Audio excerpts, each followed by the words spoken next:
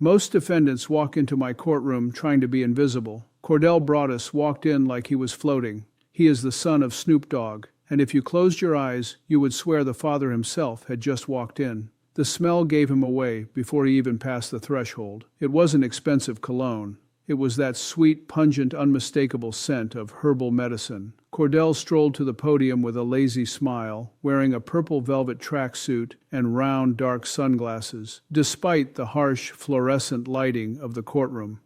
He didn't look worried. He looked like he was in a music video, moving in slow motion. "Remove the sunglasses, please," I requested. Cordell slid the glasses down the bridge of his nose, revealing eyes that were red and half closed. "Good morning, Judge," he said. His voice was smooth, melodic, and incredibly relaxed. "Peace and love to you, sir." "We are not here to talk about peace, Mr. Broadus," I replied, opening the file. "We are here to talk about smoke. Case number 420. Charges: reckless endangerment, trespassing, and possession in a restricted zone." I looked down at the police report. It was unbelievable. "The report states that last night at 11:00 p.m. you entered the Neonatal Intensive Care Unit at St. Mary's Hospital. You were there to visit a friend's newborn son." "Yes, sir," Cordell nodded, smiling. "I went to bless the child, give him good energy. Uncle Cordell has to show love." "You didn't show love," I corrected sternly. "You lit a handcrafted cigarette of considerable size inside the newborn wing." Cordell shrugged, as if it were a minor technicality. "It was medicinal, Judge, organic, grown in California. It's for anxiety. Hospitals make me nervous, you know. Too many needles. I needed to relax to pass the right vibe to the baby." "Mr. Broadus," I leaned forward, "those babies are in incubators. They have lungs the size of a walnut. They fight for every single breath, and you filled the room with thick smoke." "The fire alarm triggered," I continued. "The sprinklers went off. The nurses had to evacuate 6 premature infants into the hallway under cold water. Do you have any idea of the chaos you caused?" Cordell seemed genuinely confused by the gravity of the situation. "It was an accident, Judge. I didn't know the sensors were so sensitive. I only took 2 hits. The intention was pure. My dad taught me that the plant heals." "The plant does not heal pneumonia in newborns," my voice rose. "And your father, with all due respect to his talent, did not write the Rhode Island Health and Safety Code. Do you think you can smoke wherever you want just because your last name is famous? Do you think the rules of oxygen don't apply to you?" "It's culture, Judge," Cordell said, leaning on the podium. "It's a lifestyle. You can't criminalize my vibe." I stared at him. He was so disconnected from reality, so wrapped in his cloud of privilege, that he actually thought he had done the hospital a favor. "Officer Quinn," I signaled the bailiff, "Mr. Broadus thinks the air he breathes is more important than the air those children need. He thinks everything is just a vibe. Lock the doors. Let's see if he can relax when the air gets a little heavier in here." I signaled to Officer Martinez to hit the lights. The courtroom plunged into darkness, illuminated only by the glow of the large evidence screen. "You talk about vibes, Mr. Broadus," I said, my voice echoing in the dark. "Let's look at the vibe you created." The video started playing. It was security footage from the hallway of the Neonatal ICU at St. Mary's. The timestamp was 11:03 p.m. The hallway was quiet, sterile, and white. Nurses were sitting at the station, monitoring heart rates on glowing screens. It was a place of science and silence. Then Cordell entered the frame. He was wearing the same purple tracksuit, strutting down the hospital corridor like he was walking onto a stage. He had an entourage of 2 friends behind him, but he was clearly the leader. He stopped in front of a glass window, looking into the nursery. He pulled out a long, rolled cigarette. Even on the grainy video, you could see it was massive. He lit it with a gold lighter, flick. A cloud of thick white smoke immediately erupted around his head. He exhaled a long plume directly at the glass, tapping the ash onto the pristine hospital floor. "Look at that," Cordell commented from the defense table, sounding nostalgic. "That's purple haze, top shelf, smells like blueberries." "Keep watching," I snapped.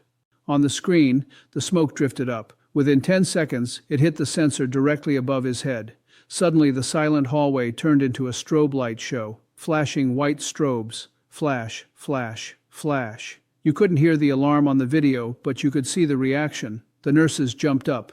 Panic. Then came the water. The overhead sprinklers hissed to life. Dirty brown, stagnant water, which always comes out first, sprayed down onto the sterile floor. But the horror was inside the room. The nurses rushed into the smoke-filled nursery. They weren't running away, they were running toward the babies. The video showed a terrified nurse, Ms. Gable, struggling to unplug an incubator while water rained down on the electrical cords. Sparks flew. She shielded the plastic box with her own body, pushing it out into the hallway, slipping on the wet floor. Another nurse grabbed a tiny baby, no bigger than a hand, out of a crib and ran, clutching it to her chest to protect it from the smoke and the water. And Cordell, the camera caught him perfectly. As the chaos erupted, as women screamed and ran with dying infants, Cordell didn't help. He didn't put out the cigarette. He laughed. He pulled his hood up to protect his hair from the water, took another drag, and walked casually toward the elevator, stepping over a nurse who had fallen. The video ended. The lights came back on. The silence in the courtroom was different this time. It wasn't just anger, it was disgust. I turned my chair to face him. Cordell was checking his velvet tracksuit for imaginary water spots, seemingly more concerned with the memory of his outfit than the footage. "You laughed," I said, my voice low and trembling. "You saw nurses running for their lives. You saw babies being evacuated.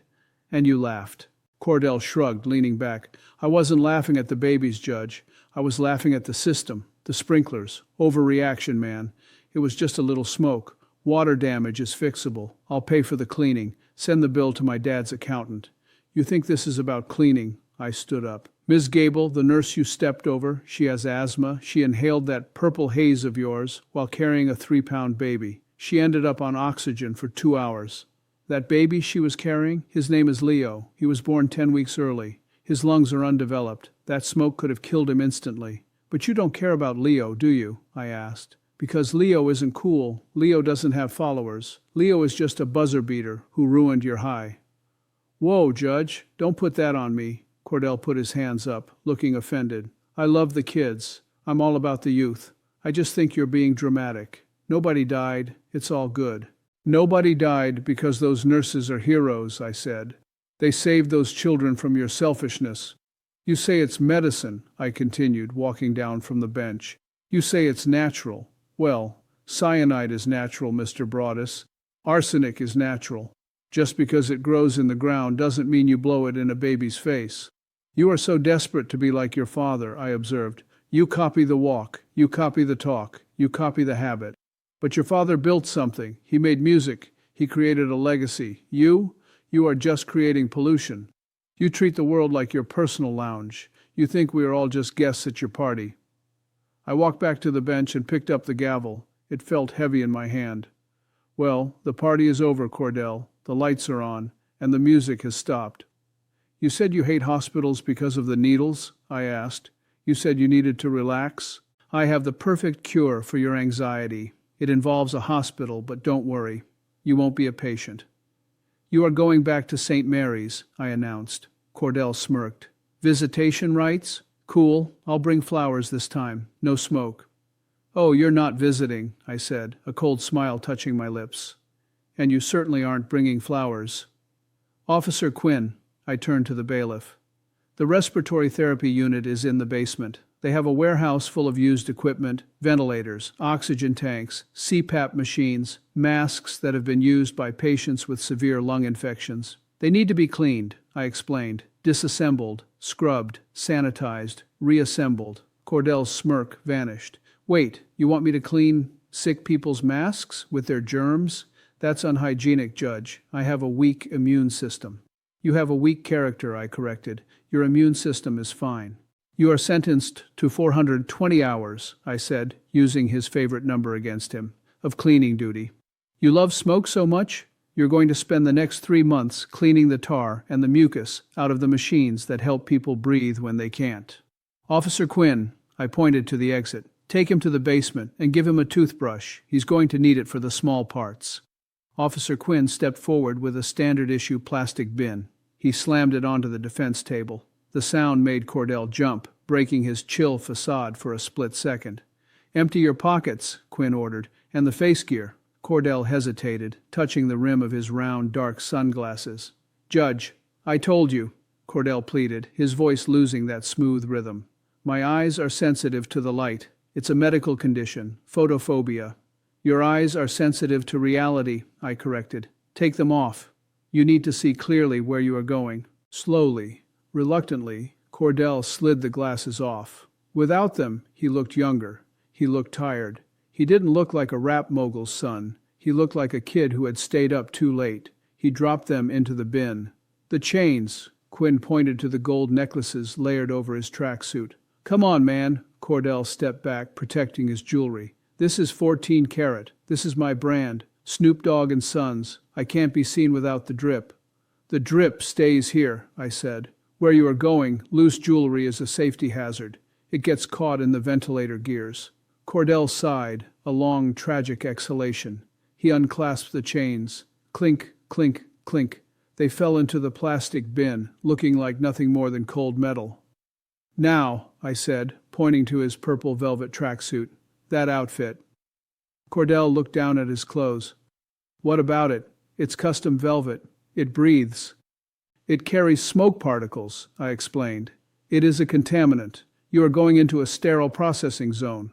You cannot wear your party clothes to do serious work. I nodded to Quinn. Quinn reached under the desk and pulled out a bundle of fabric.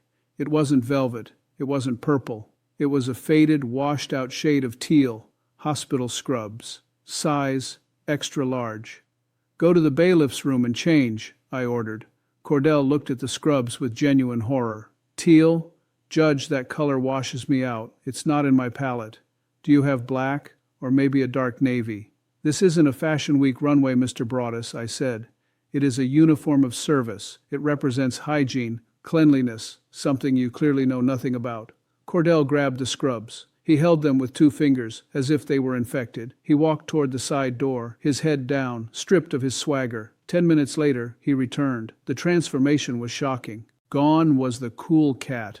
Standing there in the baggy, shapeless scrubs, Cordell Broadus looked just like everyone else. He looked like an orderly. He looked like a worker. I feel naked, Cordell muttered, pulling at the loose collar. I feel basic. You look professional, I lied. Almost. I reached into my drawer. I promised you a tool, I said. I pulled out a small plastic toothbrush. It was pink. Here is your equipment. Cordell walked up to the bench and took the toothbrush. He looked at it, confused. I don't get it, he said. Am I scrubbing floors? No, I said. You are scrubbing valves. I signaled to the screen again. An image appeared. It was a close-up of a CPAP machine tube, a plastic hose used by people with sleep apnea or lung failure. The inside of the tube was coated in a thin yellow film. That is tar, I explained. From a patient who was a heavy smoker, it sticks to the plastic. It hardens. The big brushes can't reach the corners.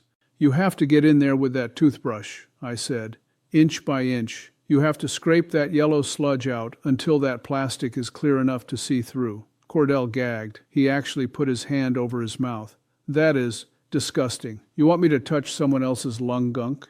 You had no problem forcing those babies to breathe your smoke, I reminded him. Now you are going to see what smoke leaves behind.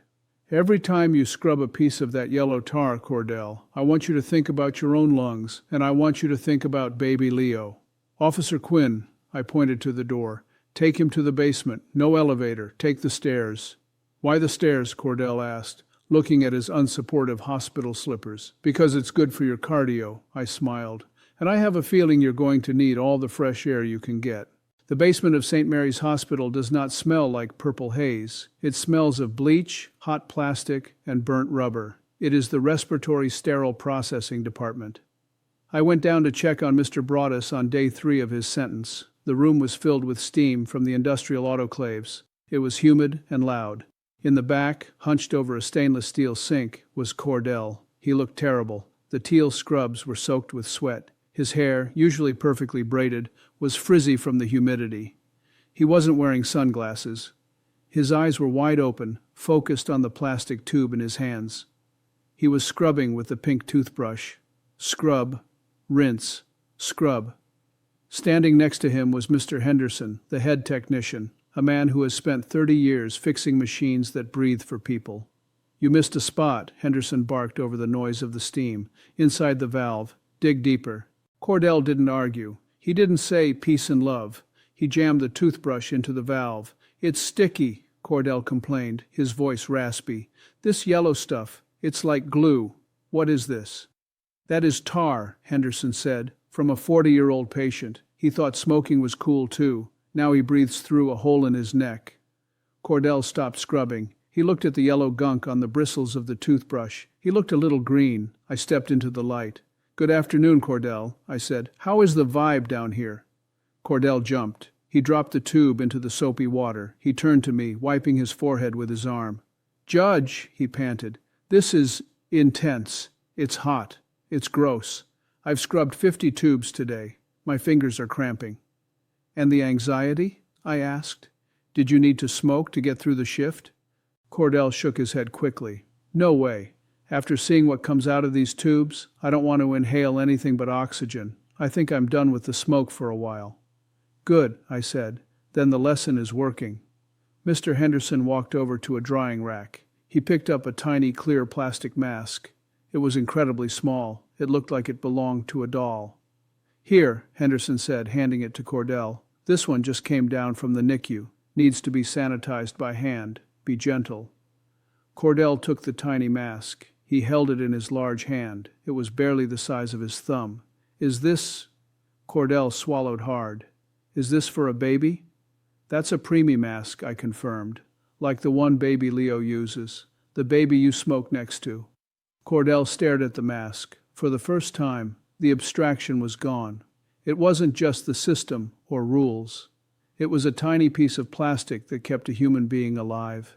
He looked at the mask, then he looked at the dirty ventilator tubes around him. "I didn't know," Cordell whispered. "I really didn't know they were this small." "You didn't look," I said gently.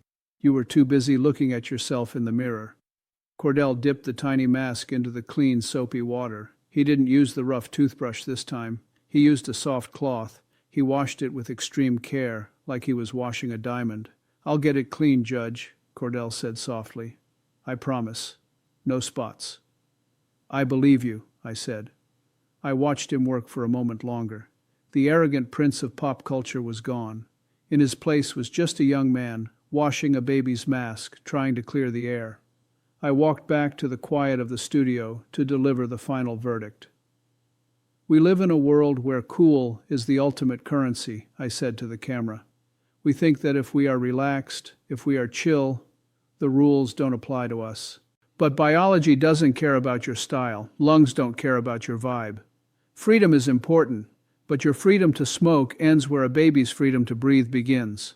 Sometimes you have to put out the fire to see the reality clearly.